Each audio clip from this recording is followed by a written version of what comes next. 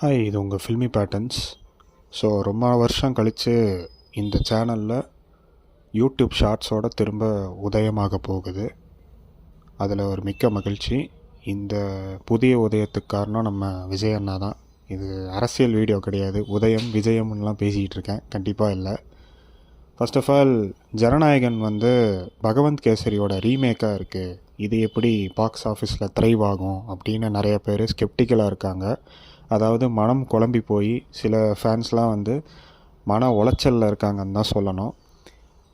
ஆனால் இதுக்கு பின்னாடி இருக்கிற ஒரு 5 ஃபேக்டை நான் சொல்கிறேன்.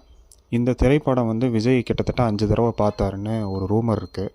சரி, நானும் இந்த படத்தை பார்த்தேன்.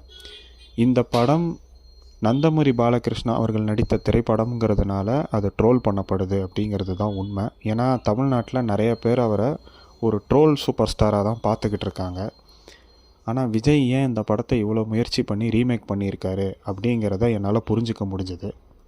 ஃபர்ஸ்ட் ஆஃப் ஆல், இந்த ட்ரெய்லர்லேயே பார்த்துருப்பீங்க, ஜனநாயகன் ட்ரெய்லர்லேயே இந்த குழந்தை நீங்கள் சூப்பர் மேனான்னு கேட்கும், இல்லை சம்பவத்தை எல்லாம் சூப்பராக பண்ணுறவன்னு. இதே டைலாக் பகவந்த் கேசரியிலே இருக்குது. ஸோ இங்கே விஜய் இம்ப்ரெஸ் ஆகிருப்பார்.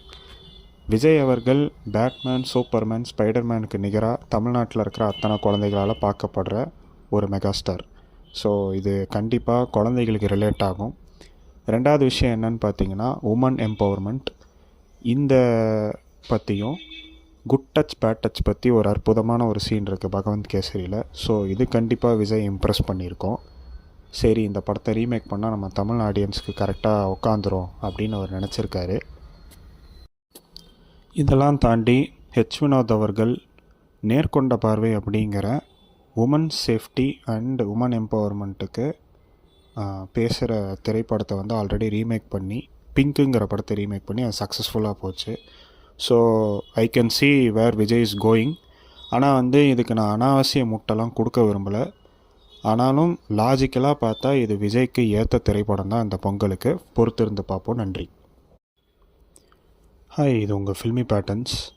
ஸோ ரொம்ப வருஷம் கழித்து இந்த சேனலில் யூடியூப் ஷார்ட்ஸோடு திரும்ப உதயமாக போகுது. அதில் ஒரு மிக்க மகிழ்ச்சி.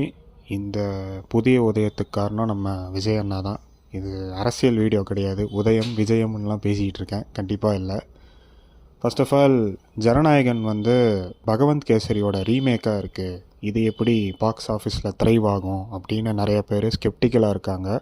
அதாவது மனம் குழம்பி போய் சில ஃபேன்ஸ்லாம் மன உளைச்சலில் இருக்காங்கன்னு தான் சொல்லணும்.